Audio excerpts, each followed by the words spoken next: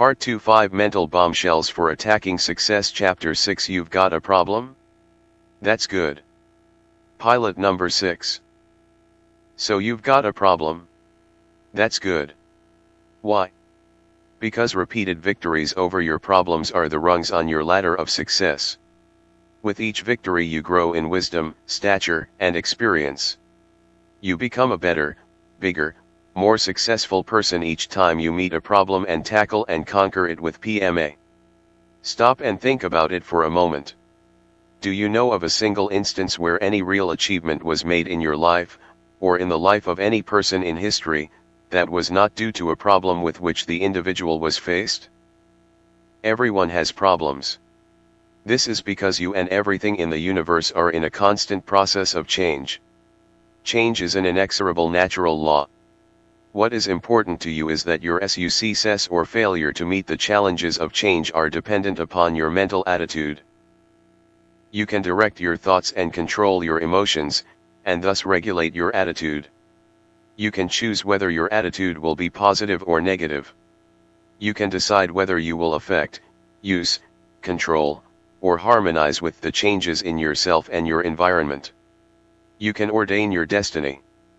When you meet the challenges of change with PMA, you can intelligently solve each problem with which you are confronted.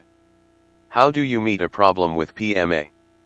If you know and believe the first principal element of a positive mental attitude, God is always a good God, then you can effectively use the following formula and meet your problems. When you are faced with a problem that needs a solution, regardless of how perplexing it may be. 1. Ask for divine guidance. Ask for help in finding the right solution. 2. Think. 3. State the problem. Analyze and define it. St. Paul. As he had promised, Mr. Bigelow gave Charlie a job. He was given work as a laborer at $25 a week. Because Charlie worked with PMA, he became a foreman within 2 months. After a year, he became a superintendent.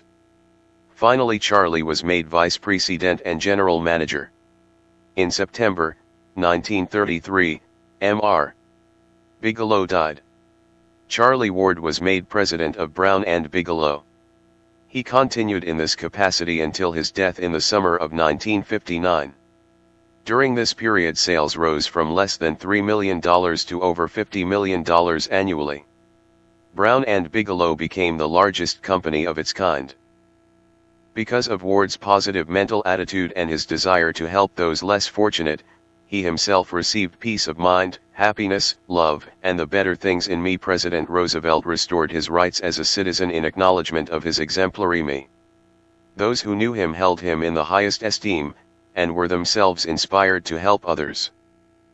Perhaps one of his most unusual and commendable activities was his employment of over 500 men and women who had come from prisons. They continued their rehabilitation under his stern and understanding guidance and inspiration.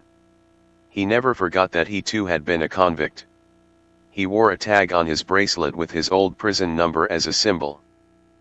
Charlie Ward had been sentenced to prison. That was good. Why? Who knows what might have become of Charlie Ward had he continued in the direction in which he was headed? But in prison he met the challenge to change. And there he learned to use PMA to solve his personal problems. He made his world a better world to live in. He became a bigger and better man. No one will ever know the exact number of the needy who have prayed for blessings to Charlie Ward in response to their inner thoughts. I was naked and ye clothed me, I was sick and ye visited me. I was in prison and ye came unto me. Fortunately, not everyone is faced with problems as severe as those which Charlie Ward was called upon to meet and solve. But there is a lesson in Charlie's story, in addition to the fact that he changed his attitude from negative to positive. You will recall, Charlie himself said, "My greatest mistake was being with the wrong companions." Negative attitudes are often contagious, and bad habits are contagious. Let each of us look to our own associations and be certain to keep them on the highest possible level. Remember, vice is a monster of such awful mien that to be hated needs but to be seen, yet, seen too oft, familiar with his face, we first endure, then pity, then embrace. Another force with which every human being has to contend, and which, if not met with PMA, can cause physical, moral, and mental destruction is the power of sex. Sex presents the greatest challenge of change. Each human being has the power to choose for himself whether he will use the tremendous power of sex for good or for evil. Each human being must contend with the problems that will arise in his life because of sex. You can transmute sex into virtue or vice. One of God's greatest gifts to mankind is the power to procreate a human being. Sex is the means of procreation. It is power. Like all power, it can be used for good or for evil. Sex is a physical function of the body under the control of the subconscious and conscious mind. It is inherited. The physical sex organs, works of God, like all His creations, are good. The little difference that makes the big difference between the power of sex being a virtue or a vice is mental attitude.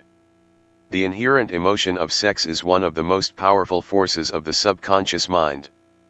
The effects of its motivating power can be observed long before adolescence. This power blends with and intensifies the driving force of all other emotions. When it is in conflict with the will of the conscious mind, the power of imagination, as it affects the emotion of sex, has a tendency to win unless the conscious mind uses its power to affect, use, control or harmonize with the powers of the subconscious. You have the power to choose. Choose wisely with PMA. Transmute sex into virtue. Thus you will win over one of the greatest problems you will ever have to face in your personal me. And you will be physically, mentally, and morally better. And what are the 7 virtues? Virtue is moral practice or action, moral excellence, rectitude, valor, chastity. The 7 virtues are prudence, fortitude, temperance, justice, faith, hope, and charity. Webster 1's dictionary gives the following definitions: 1. Prudence, the ability to regulate and discipline oneself through the exercise of reason.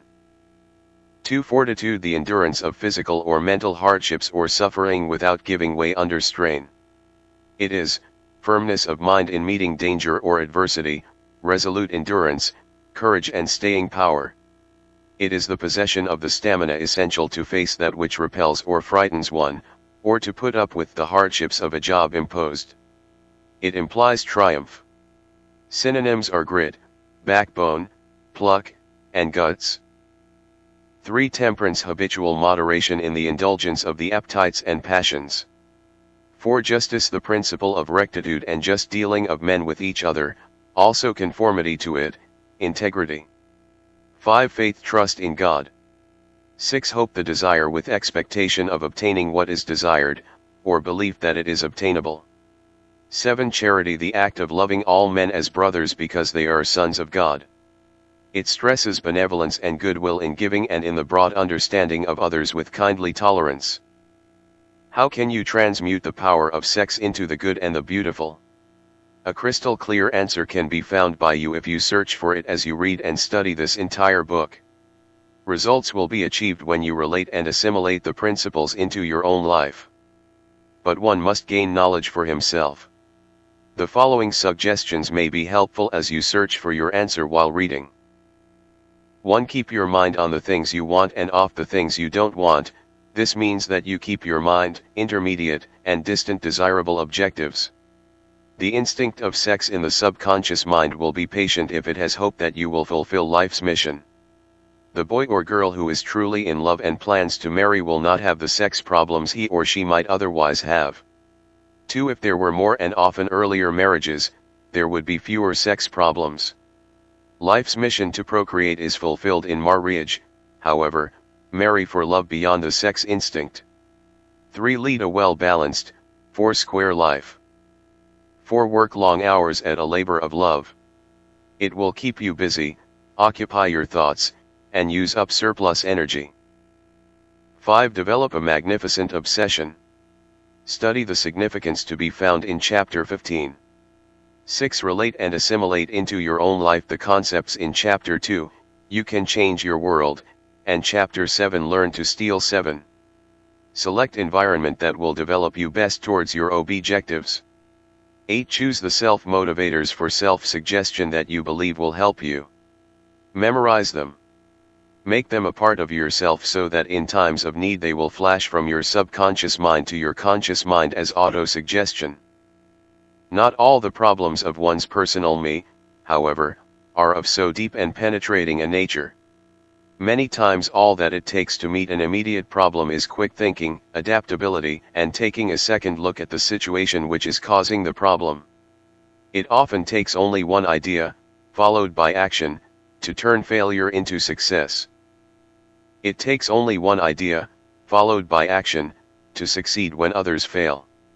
In 1939 on Chicago's North Michigan Avenue, in an area now known as the Magnificent Mile, office space was going begging. Building after building had empty floors, one that was half rented was considered lucky. It was a bad year for business and NMA hung over Chicago real estate like a cloud.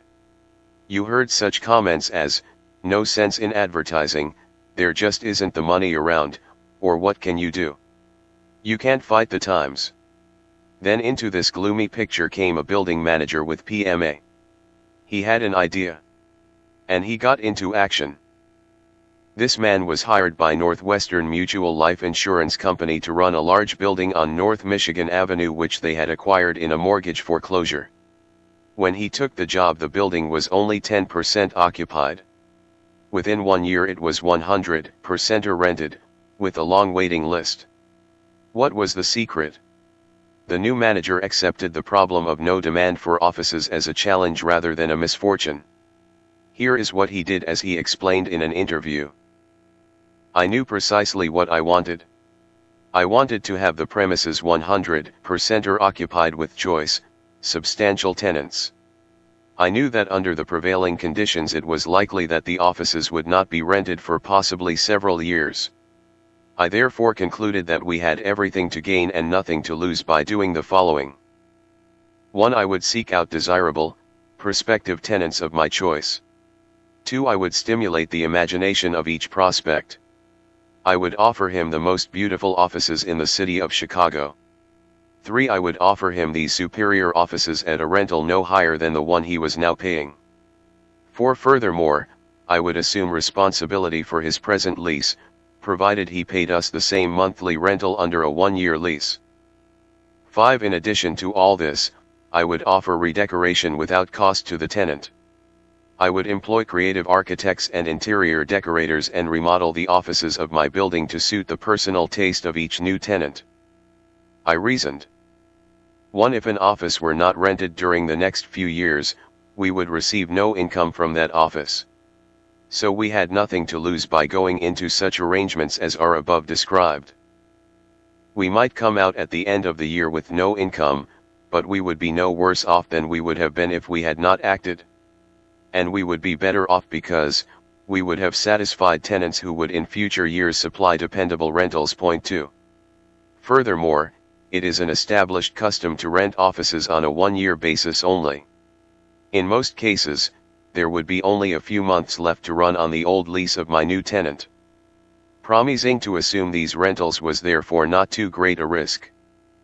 3. If a tenant should vacate at the end of his year, it would be comparatively easy to re-rent in a well-filled building. The redecoration of his office would not be money lost, as it would have increased the equity value of the entire building. The result was marvelous. Each newly redecorated office seemed to be more beautiful than the one that had preceded it.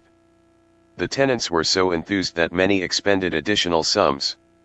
In one instance, a tenant spent an additional $22,000 in remodeling. So at the end of a year the building, which had started off only 10% rented, was 100% rented. None of the tenants wanted to leave after his lease expired. They were happy with their new, ultra-modern offices. And we gained their permanent goodwill by not raising the rents at the expiration of their first 1 year's lease. We would like you to think back over this story. Here was a man faced with a most serious problem.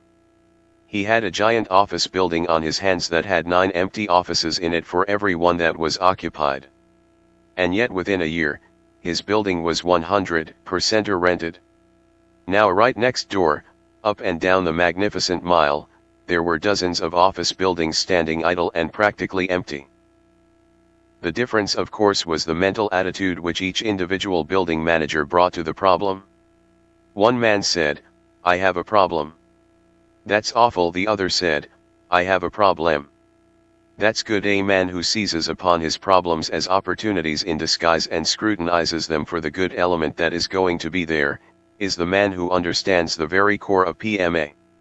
The man who develops an idea that can work and follows it with action will turn failure into success. Time after time the pattern repeats itself. Problems and difficulties turn out to be the best things that could have happened to us provided we translate them into advantages. As you recognize, the problem which the building manager faced occurred during the Depression. Things were still plenty tough in 1939 when he solved this problem. But they had been much worse. Now the economic problems of the nation and of the world arose as the result of the Depression. Depressions are caused by cycles in the economic life of a nation or nations. But it is not necessary to sit idly by. There is no need to be beaten and tossed to and fro by the cycles of life. You can meet the problem of cycles and conquer it intelligently. In so doing, you can often acquire a fortune. Make a fortune or achieve your aims by understanding cycles and trends. Many years ago, Paul Raymond, vice president in charge of loans for the American National Bank and Trust Company of Chicago, rendered a service to his bank's customers. He sent them Dewey and Dakin's book cycles. Subsequently, many of these clients made fortunes. They learned and understood the theory of business cycles and trends. Some of them will be among those who won't lose the fortunes they acquired regardless of economic trends and changes. Edward R. Dewey, who has been the director for the Foundation for the Study of Cycles for many years, points out that every living organism, be it an individual, business, or nation, grows to maturity, levels off, and dies. What is equally important, he indicates a solution whereby, regardless of the trend or cycle, you, as an individual, can do something about it. You can meet the challenge of change successfully. You can change the trend as far as you and your interests are concerned, regardless of the general trend, with new life, new blood, new ideas, new activity. He anticipated a downward cycle and prepared to go upward. Before newspapers publicized the recession that began in the latter part of 1957, one of the bank's clients got into action. His organization went after business aggressively with a positive mental attitude. In 1958 his company developed a premium increase of over 30% compared to the previous year, which had shown a 25% increase. The entire industry, however, had a downward trend. Sometimes the cycle that presents a problem is not a cycle that affects an industry, or an entire nation. It may be a cycle within an individual business only. This problem too, can be anticipated and met. Witness the continual growth of many American corporations, in spite of the fact that in the normal course of events they would have grown to maturity, leveled off, and died. E.I. DuPont de Nemours & Co., Inc. is an outstanding example. They met the challenge with new life, new blood, new ideas, new activity. It is unnecessary to point out that E.I. DuPont de Nemours & Co., Inc. has continued to grow. But what is the cause of its success? Why has it not followed the natural cycle of growing to maturity, leveling off, and dying? DuPont has met the challenge of change with new life, new blood, new ideas, new activity. Its executives have met this problem with PMA and the determination to overcome it. They have continued to engage in research and are constantly making new discoveries, developing new products, and perfecting their previous products. They inject new blood into their management and study and improve their sales methods. Learn from their success. The owner of a small business, or you as an individual, can study and experiment. You can relate and assimilate the principles used by such a large corporation. you too can continue to grow with booster shots of new ideas, new life, new blood, new activity. You can change a downward trend into an upward one. You can be different. When others float downstream, you can move upstream. So many of the stories you have read and will read in this book indicate that if you have a problem, that's good. It's good if you learn to see how to turn adversity into seeds of equivalent or greater benefit. You may still not see the principle, however, the next chapter entitled Learn to See can help you. Pilot No. 6. Thoughts to steer by. You've got a problem. That's good.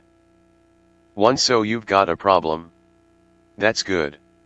Why? Because every time you meet a problem and tackle and conquer it with PMA, you become a better, bigger and more successful person. 2. Everyone has problems. 3. Your success, or failure, in meeting the problems presented by the challenges of change will be determined by your mental attitude. 4. Direct your thoughts, control your emotions, and ordain your destiny. 5. God is always a good God. 6. When you have a problem, A. Ask for divine guidance, B. Think, C. State the problem, and D. Analyze it, E. Adopt the PMA attitude that's good. F. Then change the adversity into seeds of greater benefit. 7. Charlie Ward is an outstanding example of a man who successfully met the challenges of change. 8. Sex is the greatest challenge of change. Transmute the emotion of sex into virtue. 9. The 7 virtues are prudence, fortitude, temperance, justice, faith, hope, and charity. Relate and assimilate these qualities into your own life. 10. One good idea followed by action can change failure into success. Every adversity carries with it the seed of an equivalent or greater benefit.